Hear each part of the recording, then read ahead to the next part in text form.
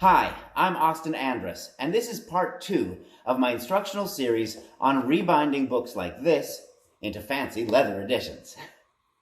In part 1, we focused on removing the pages from the old book, gilding the page edges, and preparing the text to get a new cover.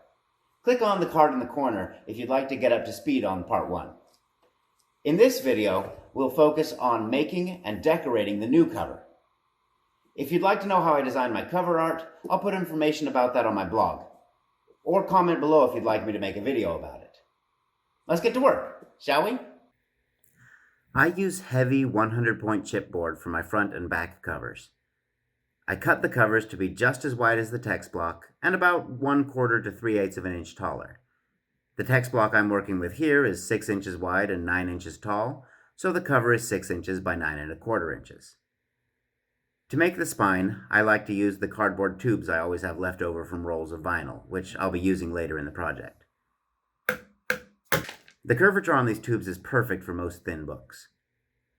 Use a strip from the tube which is the same width as the text block plus both covers.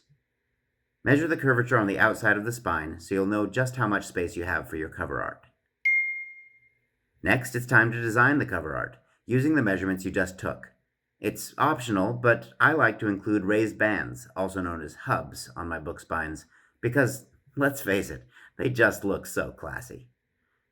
If you want this look, remember to include 1/4 inch gaps in the design for each hub. Print out the design for the spine and mark the location of each hub on the curved cardboard piece. I like to make the bands out of leather lace because the thickness is about perfect and one side is usually flat. Cut the leather strips a little wider than the book spine, glue them in place, and wait at least 1 to 2 hours for the glue to dry. Once the glue has set, cut the excess leather off, angling the knife for a beveled cut that will complement the overall curvature of the book spine. At this point, you can connect the front and back covers to the spine with some masking tape or painter's tape. Nothing too sticky since you'll remove it later. Use a straight edge to ensure that the covers will be aligned properly, and leave a 1/8 inch gap between the spine and each cover. It's important to select the right kind of leather for bookbinding.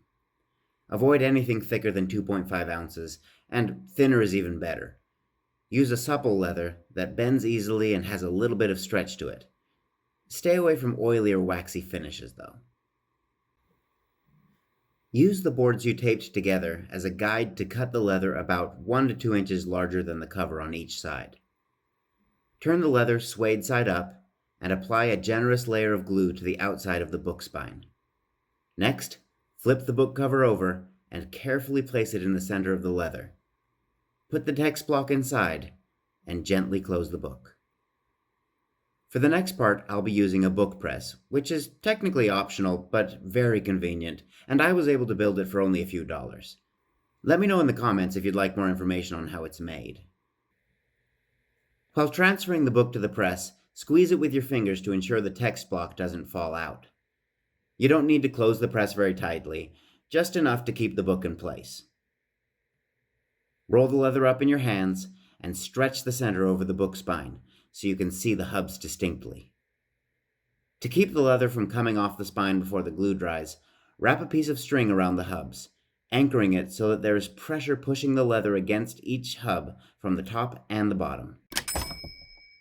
Keep the rest of the leather rolled up so that the strings don't push on it and cause lines on the cover. Let the book sit like this for at least 1 to 2 hours until the glue is completely dry.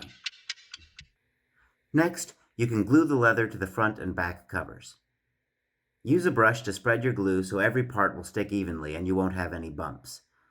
Apply the leather while the text block is inside the book, then remove the text block and flatten the cover out while the glue is still wet, to make sure that there won't be any wrinkles or resistance to opening the book. Repeat the whole process on the other side, reinsert the text block, and press the book tightly using the makeshift book press from my last video. Once the glue is dry, flatten the cover on the table and trim the leather to an even width around each side. Then cut each corner off at a 45-degree angle. Don't cut right next to the cover. Leave a gap about as wide as the chipboard is thick. Finally, you can remove the masking tape, apply glue to each leather tab, and fold them over on the inside of the cover. Where the cover meets the spine, I like to pinch with a pair of jewelry pliers to make sure that the leather gets down inside the groove between the cardboard pieces. Repeat this on each side, and then, you guessed it, it's back to the book press.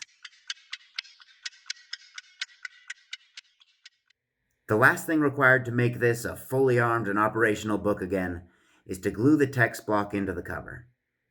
Align the text block in the center of the cover, double and triple check that your pages aren't upside down. Then slip a piece of nonstick baking paper under the end paper on one side. Apply glue to the whole page except the 1/2 inch closest to the spine. If you glue the whole thing by mistake, then it will keep your book from opening all the way. It's important that the edges of the paper have glue on them, or they could peel off someday, so I ensure good coverage by brushing the glue straight off the edge onto the baking paper. A thin layer of glue is plenty. Replace the baking paper with a new, clean sheet, and then, moment of truth, close the book. Do the same thing on the other side. Then press the book for the very last time. While that's drying, it's a good time to start thinking about the cover art again. I'm pretty confident with leathercraft, and I did initially experiment with traditional book tooling and gilding methods, but since the finishing tools for bookbinding can cost hundreds of dollars for a simple set of letters, I quickly realized that I could have more variety in my designs while saving both time and money if I worked with vinyl instead. And to be honest, you can hardly tell the difference. For my books, I find I get the best results from Caesar brand Easy Weed heat transfer vinyl. This isn't intended to be a video on how to use HTV, but I will mention a few relevant points. First, cut very close around the vinyl elements that will go on the spine of the book, or else they won't fit in between the hubs. Similarly, when you iron these pieces in place, rub the edge of the iron close to the hubs to ensure that the vinyl there is heated adequately. Put your iron on the wool setting, which is about 300 degrees Fahrenheit. For the front and back covers, it's convenient to have a heat press on hand, but an iron will work just fine for this too. Reflective foil elements look amazing, but I typically only use them as accents to keep the book from being overwhelmingly shiny. If you build your design in multiple stages like this, use some baking paper to protect the earlier layers of vinyl, or else it could melt straight onto your iron. After the vinyl is in place, one optional final step is to use a leather sealer like this EcoFlow Super Sheen to give the cover a hard, glossy surface and protect it from damage. With that, your book is finished and ready for a place of honor on any shelf. With all the waiting for glue to dry and such, a project like this takes me about 2 days to finish, which makes it a perfect weekend project.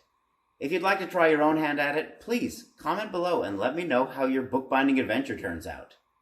Although, I should warn you, this hobby can get a little bit addictive.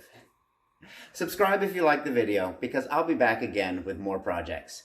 But until then, stay creative.